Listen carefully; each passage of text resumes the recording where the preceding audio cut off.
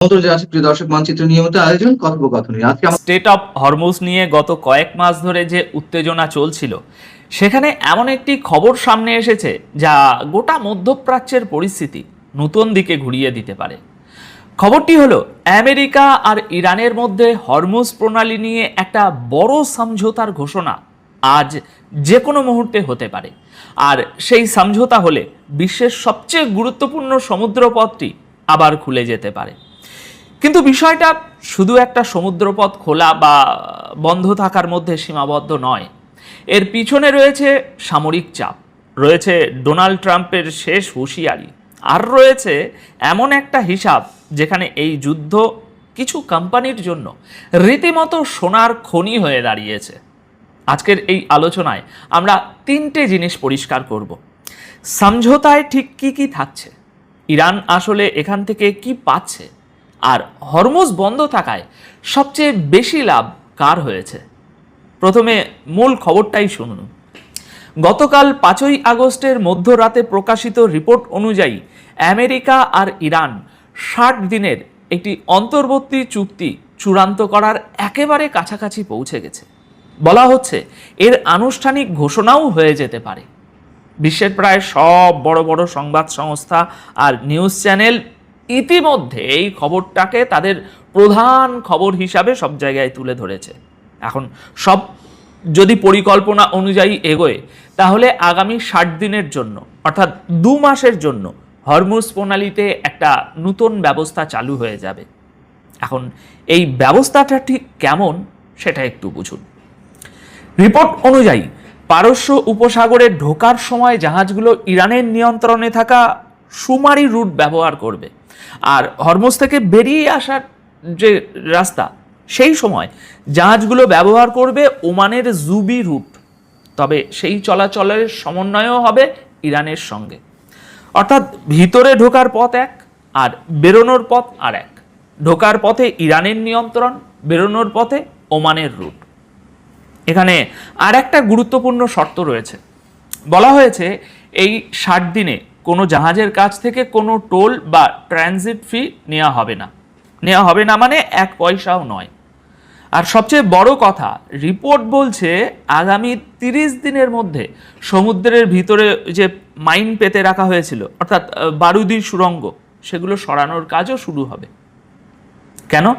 কারণ ওই সেন্ট্রাল রুটটিকে আবার 2 দিকের চলাচলের জন্য খুলে দিতে হবে। যুদ্ধের আগে জাহাজগুলো এই সেন্ট্রাল রুট দিয়েই যাতায়াত করত। অর্থাৎ পরিকল্পনা অনুযায়ী চললে কয়েক মাসের মধ্যে হরমুজ আবার আগের অবস্থায় ফিরে যেতে পারে। এখন প্রশ্ন হচ্ছে, এত বড় সমঝোতা হঠাৎ সম্ভব হলো কিভাবে? দেখুন, রিপোর্ট অনুযায়ী এই পুরো আলোচনায় গুরুত্বপূর্ণ ভূমিকা নিয়েছে ওমান, কাতার, সৌদি আরব এবং পাকিস্তান। আর আলোচনার মূল কেন্দ্রে ছিলেন 3 জন: আমেরিকার স্টিভ উইটকফ, ইরানের আব্বাস আরাকাচি এবং ওমানের পররাষ্ট্রমন্ত্রী। বলা হচ্ছে গত কয়েকদিন ধরে এদের মধ্যে লাগাতার যোগাযোগ চলছিল। এখন এই জায়গায় একটু থামুন, কারণ এখানে একটা বড় স্ববিরোধ আছে। ইরান কিন্তু বারবার বলে এসেছে যে তারা এই বিষয়ে শুধু ওমানের সাথে কথা বলছে, আমেরিকার সঙ্গে কোনো আলোচনা হচ্ছে না। কিন্তু বাস্তবতা হলো এই রাস্তা নিয়ে একা সিদ্ধান্ত নেওয়ার কোনো কৃতিত্ব ওমানের নেই। অর্থাৎ বিষয়টা পরিষ্কার, পর্দার সামনে ইরান যাই বলুক, পর্দার পিছনে ইরান পরোক্ষভাবে আমেরিকা এবং অন্যান্য দেশগুলোর সঙ্গে যোগাযোগে ছিল।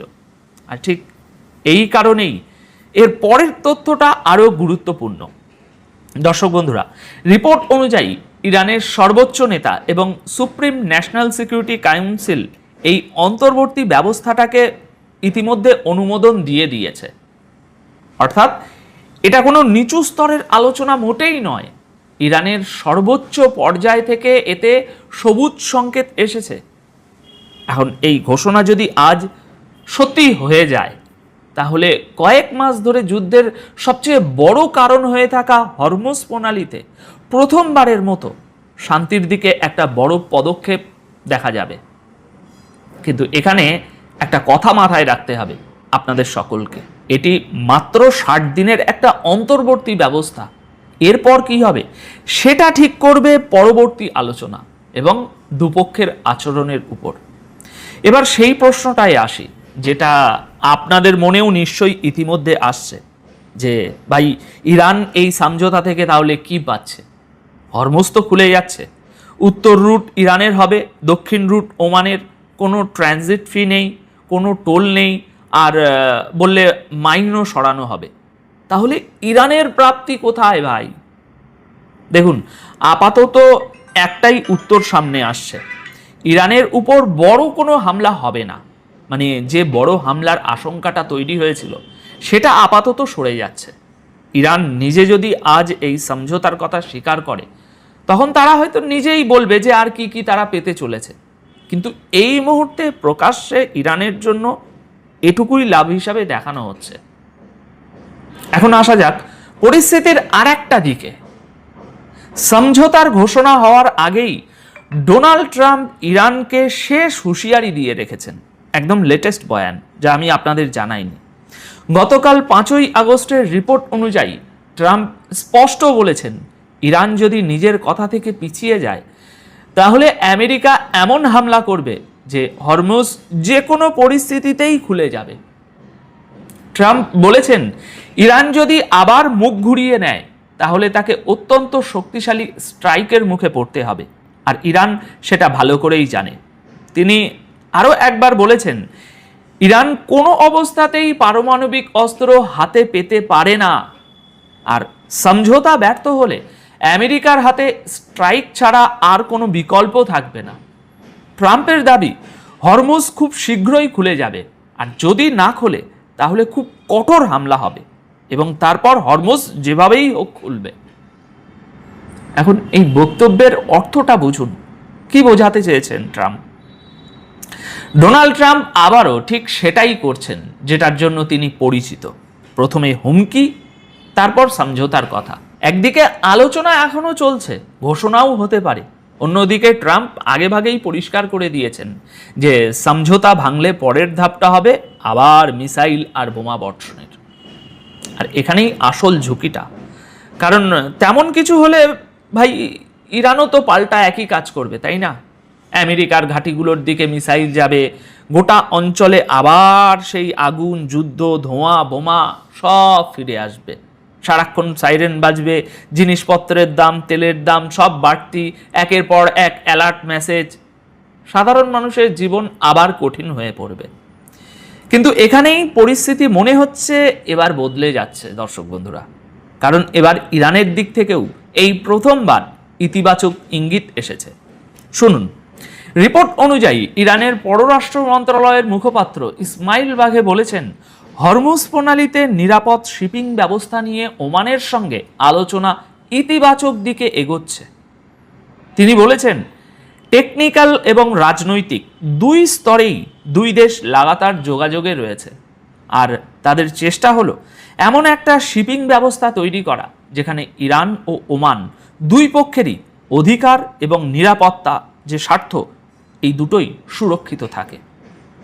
দর্শক বন্ধুরা, এই বক্তব্যটা গুরুত্বপূর্ণ, কারণ এতদিন ইরান আলোচনার বিষয়টি নিয়ে অনেক বেশি সতর্ক ছিল।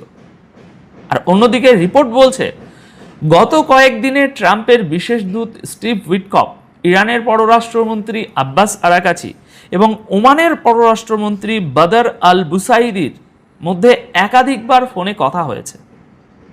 অর্থাৎ ছবিটা এখন ক্রমশ পরিষ্কার হচ্ছে, পর্দার পিছনে যোগাযোগ চলেছে বা চলছে, আর সমঝোতা চূড়ান্ত করার কাজ একেবারে শেষ পর্যায়ের যে দর কষাকষিটা, সেটা আজ চলছে। এবার আসা যাক আজকের সবচেয়ে কৌতূহলজনক দিকটিতে। অনেকে মনে করেন হরমুজ বন্ধ থাকায় আমেরিকার বিরাট ক্ষতি হচ্ছে, কিন্তু দর্শক বন্ধুরা, সংবাদ মাধ্যমের বিশ্লেষণ অনুযায়ী যারা এমনটা ভাবছেন তারা হয়তো সবচেয়ে বড় ছবিটা দেখছেন না। সামরিক দিক থেকে ক্ষতি হচ্ছে, এটা ঠিক, কিন্তু অর্থনৈতিক দিক থেকে ছবিটা একেবারে উল্টো। হরমুজের যুদ্ধ যখন গোটা দুনিয়াকে নাড়িয়ে দিচ্ছে, যখন সবাই দামি তেল আর মূল্যবৃদ্ধির বোঝা টানছে, ঠিক তখনই আমেরিকা আর ইউরোপের সবচেয়ে বড় তেল কোম্পানিগুলো রেকর্ড মুনাফা করছে। সংখ্যাগুলো শুনুন। রিপোর্ট অনুযায়ী আমেরিকার সবচেয়ে বড় তেল কোম্পানি এক্সন মোবিল দ্বিতীয় ত্রিমাসিকে $14.5 বিলিয়ন মুনাফা করেছে। বলা হচ্ছে এটা গত 4 বছরের মধ্যে তাদের সবচেয়ে বড় ত্রিমাসিক মুনাফা। একইভাবে আমেরিকার আরেকটি শেভরন প্রায় $12 বিলিয়ন বেশি আয় করেছে। শেল কোম্পানি মুনাফা করেছে প্রায় $10 বিলিয়ন। ইউরোপের টোটাল এনার্জির আয় বেড়েছে 67%, আর ব্রিটিশ পেট্রোলিয়াম অর্থাৎ বিপির মুনাফা গত বছরের তুলনায় দ্বিগুণেরও বেশি হয়ে গেছে। আর সৌদি আরবের সরকারি কোম্পানি সৌদি আরামকো, যা বিশ্বের সবচেয়ে বড় রাষ্ট্রায়ত্ত তেল কোম্পানি, তারা মুনাফা করেছে $32.69 বিলিয়ন। এটা গত বছরের তুলনায় 44%-এরও বেশি। কারণটা সহজ, অনেকের তেল আটকে গেছে, ফলে যাদের তেল বাজারে যেতে পারছে তাদের চাহিদা বেড়ে গেছে, দাম বেড়ে গেছে, লাভ বেড়ে গেছে। অর্থাৎ ইরানের দিক থেকে হরমুজ আটকে দেওয়া অনেক আরব দেশের জন্য মাথা ব্যথার কারণ হয়ে দাঁড়িয়েছে ঠিকই, কিন্তু ঠিক এই একই পরিস্থিতি আমেরিকা, সৌদি আরব আর ইউরোপের তেল কোম্পানিগুলোর জন্য বলতে পারেন সোনার খনি হয়ে উঠেছে। আর ঠিক এই কারণেই এখন একটা বড় প্রশ্ন উঠছে, আমেরিকা কি সত্যি যে কোনো মূল্যে হরমুজ খোলাতে চায়, নাকি এর ভেতরে একটা টানাপোড়েন কাজ করছে? একদিকে আমেরিকার আরব মিত্ররা চাইছে হরমুজ খুলুক, কারণ সৌদি আরব ছাড়া তাদের তেল বিক্রি হচ্ছে না, ফলে সেই দিক থেকে আমেরিকার উপর একটা চাপ রয়েছে বটে। অন্যদিকে এই যে আপনাদের দেখালাম আমেরিকার তেল কোম্পানিগুলোর রেকর্ড মুনাফা, তাই এমন একটা সম্ভাবনার কথা কিন্তু উঠছে যে আমেরিকা হয়তো ভিতরে ভিতরে চায় হরমুজ বন্ধই থাকুক। এখানে দর্শক বন্ধুরা আর একটা বিষয় লক্ষ্য করার মতো, উপরে উপরে ট্রাম্প কিন্তু গতকাল আমেরিকান এই মুনাফা করা এই কোম্পানিগুলোর মুনাফা নিয়ে বেশ অসন্তোষ প্রকাশ করেছিলেন। এক্সন মোবিল আর শেভরনকে উদ্দেশ্য করে তিনি বলেছিলেন যে এত মুনাফা করছো, এবার গ্যাসের দাম কমাও। কিন্তু বিশেষজ্ঞদের বিশ্লেষণ অনুযায়ী এই ক্ষোভটা ছিল কেবল উপরের স্তরের, কারণ আমেরিকার রাজনৈতিকদের এনার্জি সেক্টরে, বিশেষ করে তেল কোম্পানিগুলোতে বেশ ভালো মাপের বড় অংশীদারিত্ব থাকে। ফলে ইরানের হরমুজ বন্ধ করে দেওয়া অনেকের জন্যই লাভের কারণ হয়ে দাঁড়িয়েছে। এখন এটাকে আরেকটা দিক থেকে দেখুন, সৌদি আরবের ক্ষেত্রে। সৌদি আরবের বলবো ভৌগোলিক সুবিধাটা এখানেই, দুই দিকেই কিন্তু তাদের উপকূল রয়েছে, তাই হরমুজ আটকে থাকলেও সৌদি আরব মুনাফা করে যেতে পেরেছে একমাত্র। এখন তাহলে প্রশ্ন হচ্ছে সামনে কি হতে পারে ভাই? দেখুন, পরিস্থিতি যদি পরিকল্পনা অনুযায়ী এগোয় তাহলে 60 দিনের এই ব্যবস্থার মধ্যেই মাইন সরানোর কাজ শুরু হবে, সেন্ট্রাল রুট খুলবে এবং হরমুজ ধীরে ধীরে যুদ্ধের সেই আগের অবস্থায় ফিরে যেতে পারে। কিন্তু যদি সমঝোতা ভেঙে যায় আজ, তাহলে ট্রাম্প যা বলেছেন সেই স্ট্রাইকের সম্ভাবনা, মানে বড় হামলার সম্ভাবনা আবার চলে আসবে, আর সেটা হলে গোটা অঞ্চলই আবার যুদ্ধের কবলে ফিরে যাবে। সব মিলিয়ে ছবিটা কিছুটা এই দাঁড়াচ্ছে, হরমুজের শান্তির দিকে প্রথম বড় পদক্ষেপ হয়তো আজ হতে চলেছে, কিন্তু সেটা কিন্তু স্থায়ী কোনো সমাধান নয়, মাত্র 60 দিনের একটা বন্দোবস্ত, যার পেছনে রয়েছে হুমকি, দর কষাকষি এবং বিরাট একটা অর্থনৈতিক স্বার্থ, সব একসঙ্গে কাজ করছে। তাই এখন আপনার কি মনে হয়, আমেরিকা কি সত্যি যে কোনো মূল্যে হরমুজ খোলাতে চায়?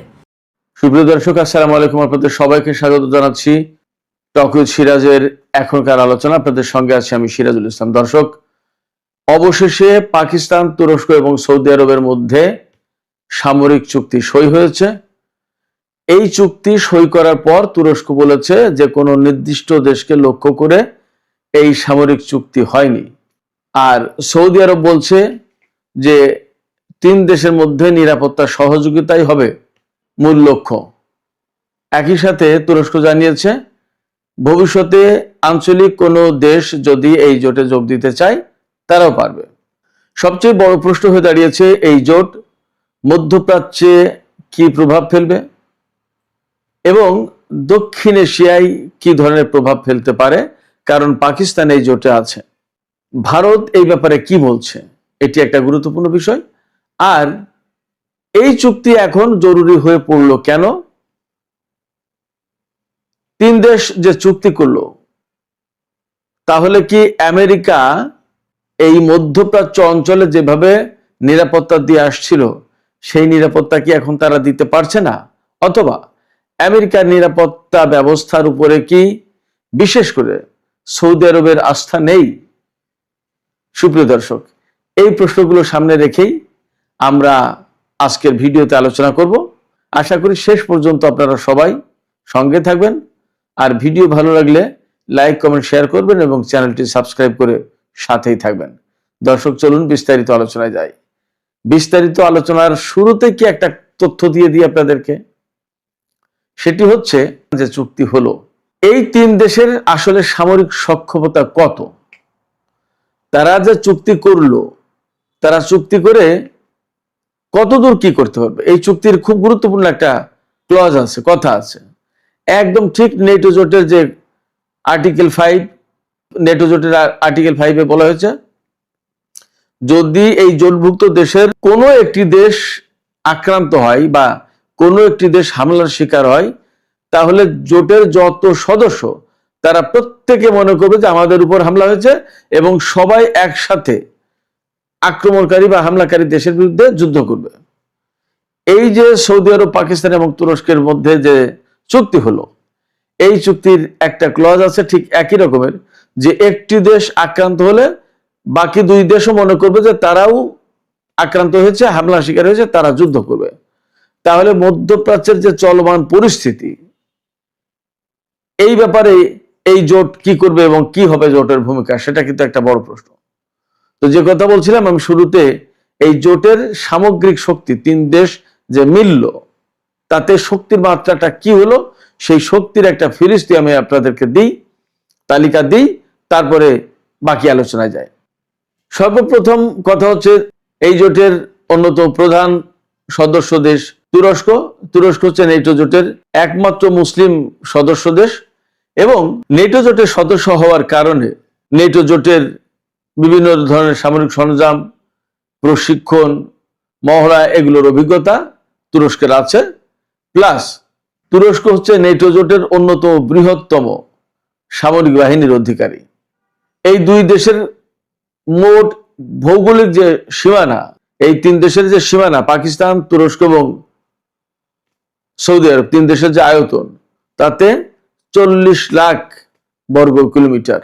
এই তিন দেশের হাতে রয়েছে 20 লাখ সামরিক বাহিনীর সদস্য, 7,000 ট্যাঙ্ক, 1,000 যুদ্ধ বিমান, 90,000 আর্মড ভেহিকেল, 170টি পারমাণবিক বোমার অধিকারী। বলা হচ্ছে সৌদি আরব এবং তুরস্ক খুব শিগগিরই F-35 যুদ্ধ বিমান পাবে। এছাড়া সৌদি আরব G20 সদস্য, ওপেকের চেয়ারম্যান হচ্ছে সৌদি আরব। এরপরে তিন দেশের যে সম্মিলিত অর্থনীতি, তার পরিমাণ হচ্ছে $3 ট্রিলিয়ন জিডিপি তিন দেশের। তো সবকিছু মিলে নিশ্চয়ই মধ্যপ্রাচ্যে এটি একটা বড়, শক্তিশালী, সম্পদশালী, সামরিক বাহিনীর দিক দিয়ে, সংখ্যার দিক দিয়ে সবকিছু মিলে একটা শক্তিশালী জোট বটে।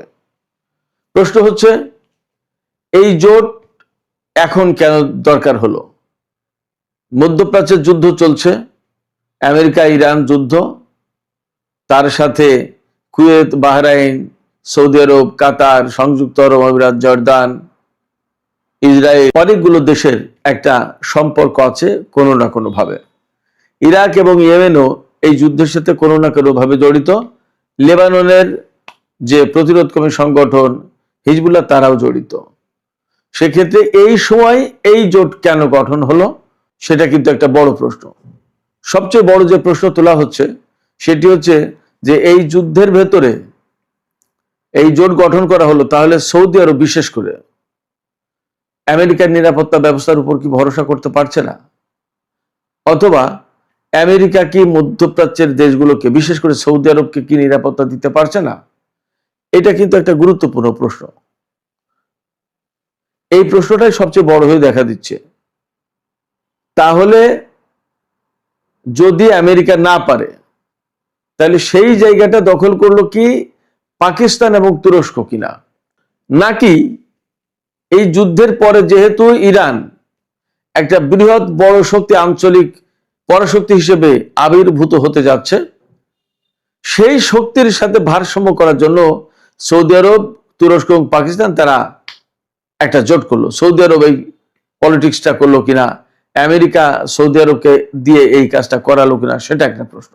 একই সাথে প্রশ্ন হচ্ছে যে এই সময় সৌদি আরবের সাথে ইয়েমেনের কিন্তু একটা সংঘর্ষ চলছে।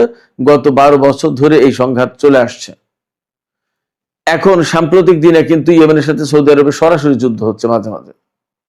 এই জায়গায় ইয়েমেন যদি সৌদি আরবে হামলা চালায়, প্রায় সময় তো হামলা চালাচ্ছে, সৌদি জাহাজে হামলা চালাচ্ছে, সৌদি আরব থেকে এখন আমেরিকায় টোটালি তেল জিরো পজিশনে যাচ্ছে, একদম যাওয়া বন্ধ হয়ে গেছে হরমুজ প্রণালী বন্ধ এবং লোহিত সাগর বন্ধ হওয়ার কারণে।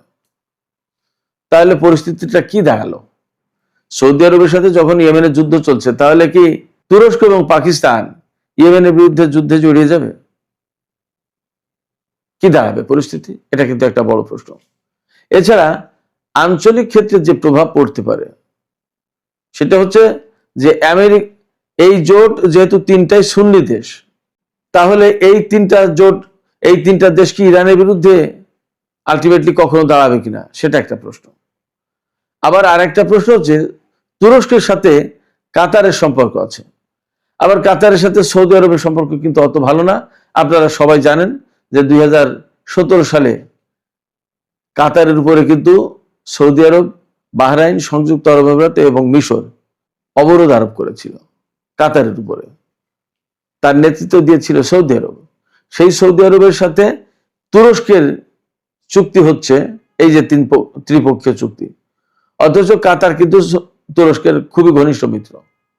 আবার সেই সময় কাতার ইরানের খুব ঘনিষ্ঠ মিত্র ছিল। কাতারে কিন্তু তুরস্কের সামরিক বাহিনীর ঘাঁটি আছে।